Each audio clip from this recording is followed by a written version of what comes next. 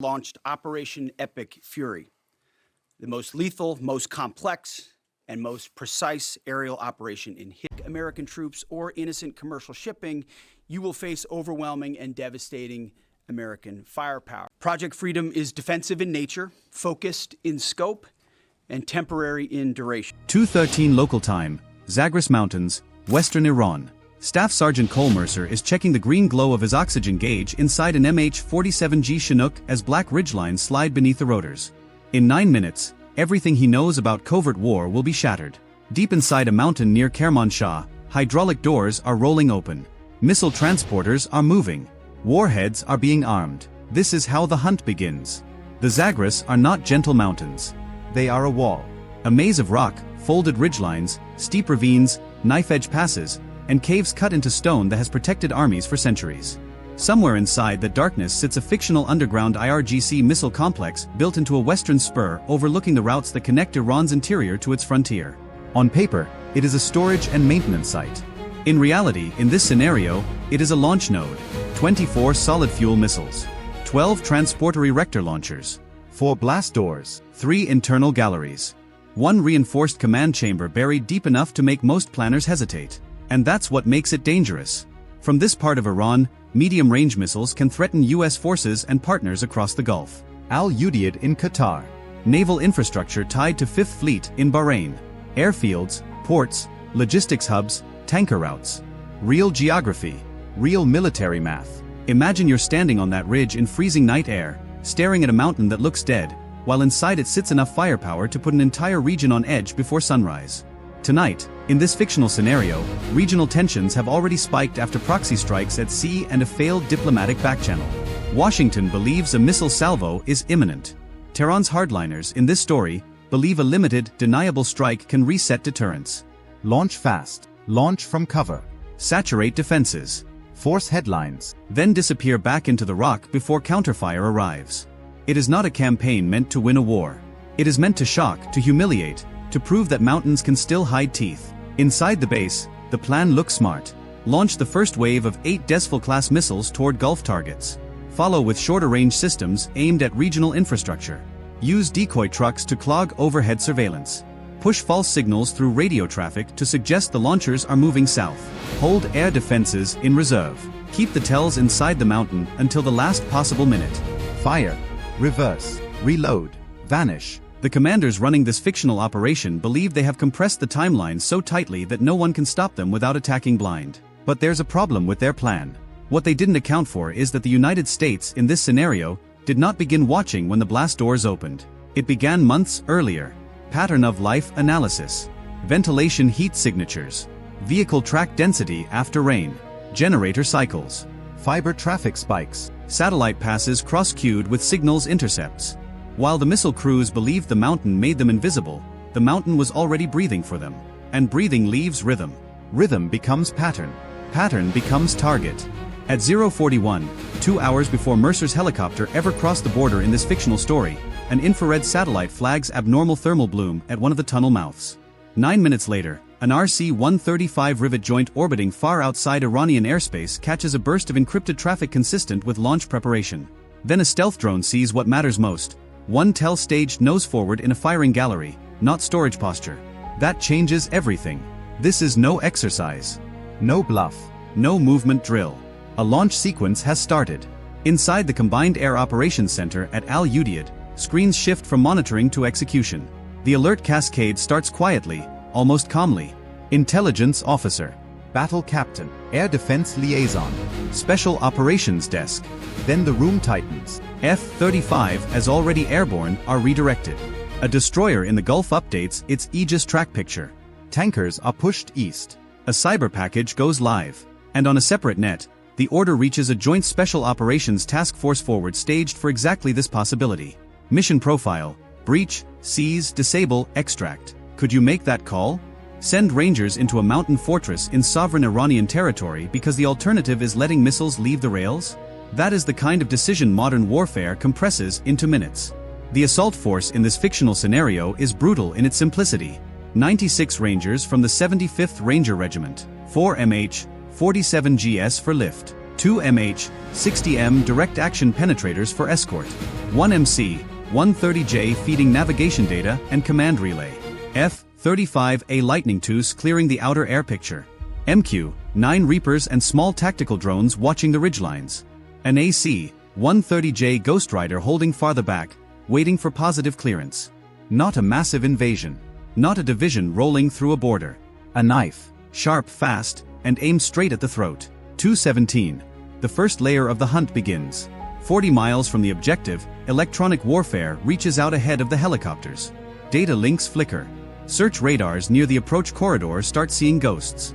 Not total blindness. That's Hollywood. Real systems rarely go dark all at once. Instead, they get confused. A track appears too late. A speed readout jitters. A return blooms and vanishes. The operators inside those radar vans know something is wrong, but uncertainty is poison. Meanwhile, 2 F-35s drop precision weapons on exposed short-range air defense vehicles guarding the western access road. One launcher burns. Another flips into a drainage cut. A third never even gets a chance to rotate. Count it. 3 air defense nodes down before the helicopters are even heard. 221. The Night Stalkers go. Low. Very low. The MH-47Gs ride the folds of the terrain with rotors thumping in the dark, using the mountains as moving cover. In the Chinook, Mercer feels every vibration through the floor plates. No one talks unless they have to. Rifle stocks between knees. Night vision tubes down. Breaching charges checked again. A combat medic squeezes the strap on his aid bag so hard his knuckles flash pale under red light. Heart pounding. This is real enough to taste, even in fiction. Then the mountain wakes up. A pickup-mounted machine gun on an outer ridge opens fire first, tracers clawing across empty sky half a second behind the lead helicopter. Then a Manpad's team tries to shoulder up from a switchback. Too slow. One of the MH-60M escorts spots the movement and tears the position apart with rockets and gunfire. Sparks, dust, bodies diving for rock. The trail disappears in smoke. 30 seconds later, a second Iranian outpost fires blind into the valley and gets hit by a loitering munition that drops straight through its sandbag roof like a steel hawk folding on prey. Outer ring neutralized. 2 guard posts gone. 1 missile team eliminated. The corridor is open. 224. Ropes drop onto a shelf road blasted into the cliffside below the main western portal. Rangers hit the ground in stacks, boots crunching gravel, laser pointers flicking, sectors assigned instantly. This is not the loud, sprawling image people imagine when they hear special operations. It is controlled violence. Measured. Deliberate. One team peels left to cut power lines. Another moves for a ventilation access shaft mapped from imagery. Mercer's element heads straight for the blast door. Now imagine you're there. The mountain face towers over you like a black ship turned vertical. Diesel exhaust leaks from hidden vents. Somewhere behind that steel door, technicians are fueling generators, keying launch codes, dragging cables across concrete. You know there are missiles inside. You know the launch clock is running. And you know every second outside that door favors the defenders. The first breach charge detonates with a flat, ugly punch. Not enough. The door buckles but holds. Reinforced. Overbuilt. Designed for exactly this moment. Small arms fire begins spitting from murder holes carved higher in the rock. A ranger goes down, hit in the plate and knocked backwards so hard he slides off the berm. Still breathing. Still fighting. Mercer's team drags him into cover as a Carl Gustav recoilless rifle is brought up under suppressive fire. 1 round. Then another. The third shot slams into the damaged seam, and the entire left hinge tears loose in a spray of sparks and torn metal. Portal breached. Inside, the air changes instantly. Cold outside. Hot inside. Diesel, ozone, concrete dust, burned insulation. The tunnel bends to break line of sight. Classic defensive design. The first team pushes in behind a flashbang and immediately meets close-range resistance from IRGC security personnel firing from a cross-passage. Muzzle flashes strobe the concrete. Rifles crack until the sound becomes one hard metallic roar. A military working drone rolls forward low to the ground, camera transmitting around the bend. It spots 2 defenders and, more importantly, a forklift dragging a missile cradle toward the inner gallery. That tells command everything. They are not storing. They are launching. 229. The second layer of the hunt begins. Outside, the AC-130J receives clearance and starts stitching the ridgeline roads with precise fire to block reinforcement. Not area destruction. Choke point denial. Culverts collapse. A technical trying to climb the approach road flips sideways into a ditch. Farther east, an F-15E drops a precision bomb onto a secondary tunnel mouth identified as an emergency launcher exit. The mountain coughs dust into the night. One escape route sealed, then another. Then a third access cut by a delayed fuse munition that sends rock shearing across the roadbed. Inside the main gallery, the Rangers split. Left toward command and communications. Right toward the launch hall. Mercer goes right. This is where the defenders still think they can recover. They have numbers inside. They know the tunnels. They believe the Americans are trapped in a kill box between blast doors and concrete bends. And for 2 minutes, maybe they're right. Fire pours from overhead catwalks. A grenade rolls down a maintenance ramp. A missile technician in coveralls grabs a rifle and fires wildly beside a transporter. One Ranger is hit in the arm. Another takes fragmentation in the neck guard. The advance stalls at a maintenance junction no wider than a city bus lane. Not a battle. Not a test. A race. Behind Mercer, an explosive ordnance disposal team reaches the first missile cradle. They identify it fast. Solid fuel, mated, fueled, nearly ready for movement to final firing position. Wires are cut. Guidance umbilicals are ripped free. Thermite is planted on the launcher's control assembly. One by one, the ability to fire starts dying in sparks and molten metal. 4 missiles disabled. Then 6. Then 9. The numbers matter because the numbers are the difference between a regional crisis and a regional catastrophe. 2:33. Command authorizes escalation. Until now, the mission in this fictional scenario has been about stopping a launch. At 2:33, it becomes about denying future capability. That order rolls out across the theater with terrifying speed. A destroyer in the Gulf launches Tomahawks toward relay stations tied to the missile brigade. Strike aircraft hit known power transfer nodes feeding the underground complex. Additional precision weapons go after mountain road bridges, fuel storage, communications repeaters, and the external barracks that make rapid reconstitution possible. Bases. Logistics. Command chain. Not symbolic punishment. Systematic removal of the ability to do this again tomorrow night. And inside the mountain, the pressure becomes unbearable. Because now the defenders know 2 things. First, the launch is failing. Second, the exits are disappearing. What would you do in that command chamber? Stay and fight? Try to destroy your own missiles? Flee deeper? Every option is bad.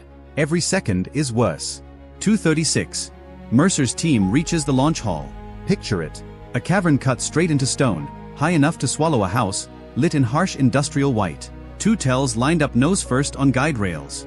1 missile already elevated partway toward a firing aperture. Crews scrambling. Alarms screaming in Farsi. A commander trying to restore order with one hand on a headset and the other on a pistol. Then the Rangers hit the room from 2 directions at once. The fight lasts less than 90 seconds. When it's over, 11 defenders are down, 6 surrender, and 2 technicians are dragged away from a launch console seconds before thermite burns through its processor banks. Mercer looks up at the missile overhead and understands how thin the margin really was. If this assault force arrives 6 minutes later, maybe 8, that weapon leaves the mountain. Maybe several do. Maybe interceptor crews in Qatar and Bahrain spend the rest of the night gambling lives against closing tracks. Instead, the predator found the prey before the prey could bite. 2:39. Final confirmation reaches Al-Udeid. No launches detected. No plume signatures. No missiles outbound from the site. But the mission is not over. EOD teams continue through the galleries, marking warheads, booby traps, backup batteries, fiber links, and demolition charges left by retreating defenders. Intelligence specialists rip hard drives from command racks and bag paper maps off a central table. Outside, a QRF of Iranian vehicles tries to force the western road and gets cut apart by standoff fire before it reaches visual range of the portal. A second QRF turns back after a bridge strike collapses the route behind falling rock. The mountain base is not just penetrated now. It is isolated. Minute 4, outer radar picture degraded. Minute 11, western portal under assault. Minute 16, first breach achieved. Minute 23, launch support systems disabled. Minute 26, broader strike package authorized. Minute 29, launch hall seized. Minute 42, site combat ineffective. That timeline tells its own story. By 2:55, the exfiltration starts. Casualties are loaded first. Sensitive materials next. The last teams outleave charges on surviving launcher electronics and tunnel control hardware. No Hollywood fireball. Real professionals don't waste time admiring explosions. They confirm, move, and leave. As the helicopters pull away through the dark valleys, delayed detonations begin chewing through the internals of the base.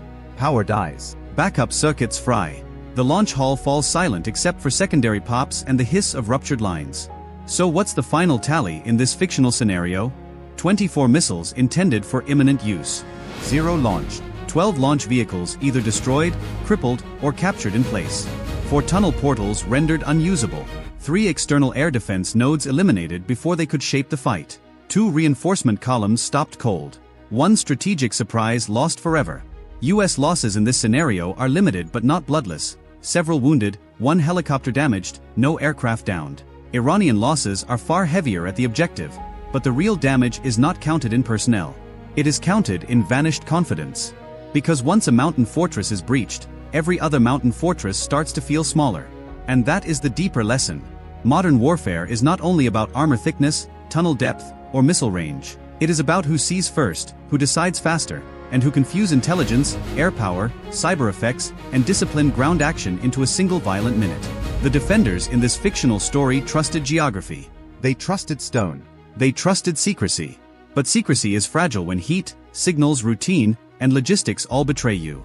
Mountains still matter. Fortifications still matter. But information dominance turns even hard terrain into a map of weaknesses. There is also a human lesson here. Every screen in a command center still depends on one analyst noticing a pattern.